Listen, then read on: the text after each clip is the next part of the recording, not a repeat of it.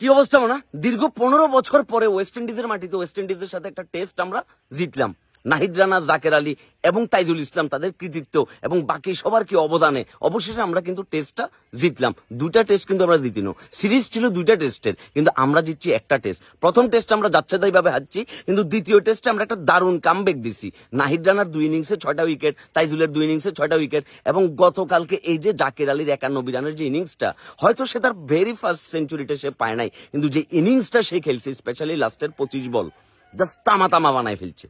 আসলে আমাদের চাহিদা ছোট, আমাদের সামর্থ্য ছোট, আমাদের প্রাপ্তিও ছোট, কিন্তু এই যে দীর্ঘ 15 বছর আমরা টেস্ট খেললাম, এই 15 বছরে আমাদের প্রাপ্তির খাতাটা আসলে কতটুকু বৃদ্ধি পাওয়া দরকার ছিল, আমাদের স্কিলটা কতটুকু ডেভেলপ হওয়ার দরকার ছিল।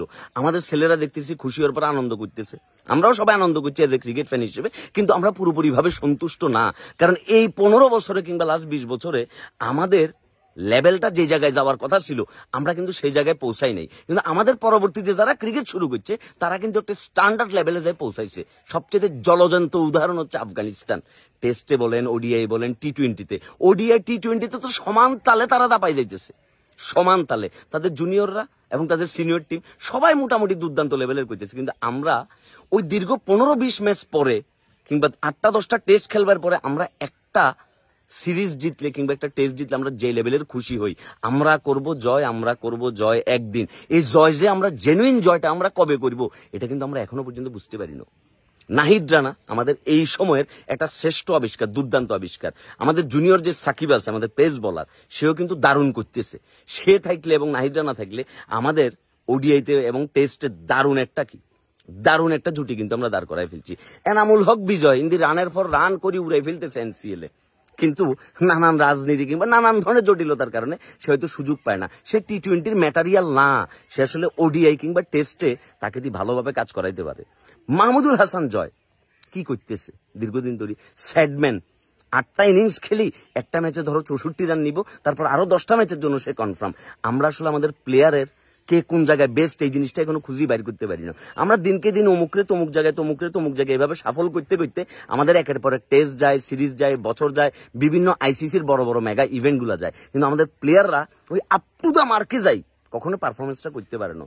সৌম্য সরকারের দীর্ঘ একটা গ্যাপ ছিল, গ্যাপের পরে ফিরিয়ে এসছে, ভালো কিছু ইনিংস খেলছে, আবার হয়তো কিছুদিন পরে খারাপ একটা সময় যাব, কিন্তু এর ভেতরে বাকি অন্যান্য টিমগুলা তাদের বেস্ট প্লেয়ারগুলার তারা কালেক্ট করে ফেলে। ঘরোয়া লিগ খেলি বিভিন্ন জায়গায়, বিভিন্ন নানান ভাবে, বিভিন্ন জেলা লিগ, নানান জায়গা থেকে কি তারা প্লেয়ারগুলা কালেক্ট করে ফেলে, কিন্তু আমাদের ইচ্ছাই কখনো হয় না যে আমাদের ওয়ার্ল্ড কাপ জিততে দিব। আর এই ওয়ার্ল্ড কাপ জিতার লাই যা যা ডেডিকেশন দেওয়ার দরকার আমরা সেটাই দিব। আমরা কখনো ওই মাইন্ডসেট, ওই মানসিকতা নিয়ে আমরা খেলতে পারি না। জুনিয়র তামিম সে বলতেছে আমি নিজের তামিম নামটার উপর বিচার করতে পারি না। ভাইয়া, এই বিচারটাও কি তোরা কোষে করে দিব? এটা তো তোমারই বাইর করতে হবে যে তুমি তোমার কোন জায়গাটাতে বেস্ট, তোমার কোন জায়গাটাতে কাজ করতে হবে। জাকের আলীর রেডি প্রোডাক্ট বলা হয়েছিল, এবং তারপরে এরপরে তার বেশ কিছু বাজে ম্যাচের কারণে আমরা অনেকেই তাকে নিয়ে সমালোচনা করছি, স্পেশালি আমি বেশি করছি। কিন্তু গতকালকে জাকির আলীর ম্যাচটা দেখার পরে আসলে মনে হয়েছে যে সে অন্তত বাংলাদেশের পার্সপেক্টিভে সে একজন রেডি প্রোডাক্ট। কিন্তু এই ধারাবাহিকতা যদি তার বন্ধ হয়ে যায়, তাহলে কি রেডি প্রোডাক্ট শব্দটা তার সাথে যাইব? সুতরাং ভাইয়া এত লাফাই লাভ নাই। যেভাবে করি দেখলাম যে আমরা করবো জয় করি না স্টেশন, এভাবে করি 20-25টা বছর ক্রিকেটটার আমরা খাই দিছি। অ্যাচিভমেন্ট বলতে বড় মেগা কোনো ইভেন্ট আমাদের কিছুই নেই। ওই দিন শেষে কয়েকটা হোম সিরিজ, কয়েকটা আওয়ে সিরিজ আমরা জিতি, এটাই, আর কিচ্ছু না। আর মাঝে মধ্যে 10টা ম্যাচ হারার পরে হয়তো একটা ম্যাচ আমরা জিতি, এতে বাংলাদেশের ফ্যানরা খুশি হয়ে যায়। আসলে আমরা খুব অল্পতেই খুশি হয়ে যাই, আমাদের চাহিদাটা কম, কিন্তু সেই অনুযায়ী যে পরিমাণ পরিশ্রম ডেডিকেশন দেওয়ার দরকার ওইটাও কিন্তু আবার আমরা দিতে রাজি না। কারণ ওই যে ফাও টাকা আইতেছে, নাম আসতেছে, খ্যাতি আসতেছে, ফেম আসতেছে, যশ আসতেছে, কিন্তু এর ভিতরে বাইরের দেশের প্লেয়াররা নিজেকে একটা লেভেলে লই যাওয়ার জন্য যে পরিমাণ পরিশ্রমটা করে, আমাদের প্লেয়ারদের ভিতরে কি আসলে সে মানসিকতা আছে?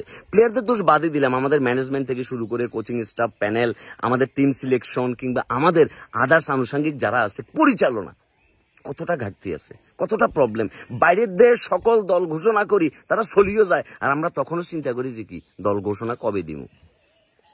বাইরের দেশ তাদের প্লেয়ারগুলার রেডি করি, বাইরের দেশে বড় বড় লিগ খেলায়, আর আমরা ওই লিগের মাঝখানে আমাদের মুস্তাফিজের মতো বলারে নিয়ে আসি যে না জিম্বাবুয়ের লোকে খেলতে হইব, অথচ জিম্বাবুয়ের লোকে আমরা খেলা শুরু করছি আরো 30 বছর আগে থেকে। তাহলে আমাদের অর্জন কি? আমরা নতুন কি তৈরি করলাম, কি সৃষ্টি করলাম? আমি ক্রিকেট কম বুঝি, আমার হয়তো খুব একটা জ্ঞানও নাই, কিন্তু এজ এ ফ্যান হিসেবে ইমোশনাল জায়গা থেকে কথাগুলো বললাম যে আমরা বিগত সময় আমাদের যত ভালো ভালো আমাদের প্লেয়ার ছিল, আমরা দিন শেষে আসি আরো কতটা আগাইতে পারছি, এটা একটু ভাবি দেখবেন। উৎসব পরে করলেও চলবো।